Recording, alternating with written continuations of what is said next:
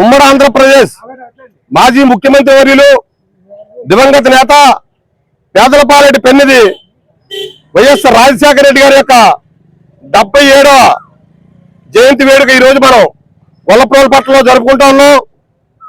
ఎందరో నాయకులు మహానుభావులు పుడతా ఉంటారు, కానీ చరిత్రలో తనకంటూ ఒక స్థానాన్ని సంపాదించుకున్నటువంటి వ్యక్తి రాజశేఖర రెడ్డి గారు.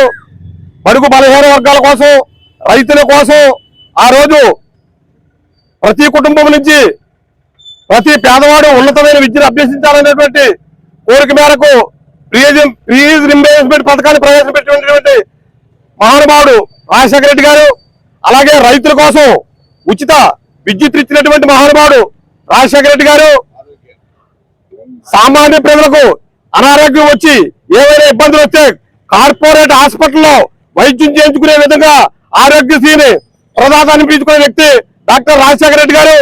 అనేక రకాలైనటువంటి సంక్షేమ కార్యక్రమాలు 108 అనేక రకాల కార్యక్రమాలు పెట్టి రాష్ట్రాలని ఆర్థిక పదంలో ముందు నడిపించి ప్రజల గుండెల్లో చనిపోయినా సరే ఈనాటికి స్థిరస్థాయిగా బతుకున్నటువంటి వ్యక్తి డాక్టర్ వైఎస్ రాజశేఖర రెడ్డి గారు.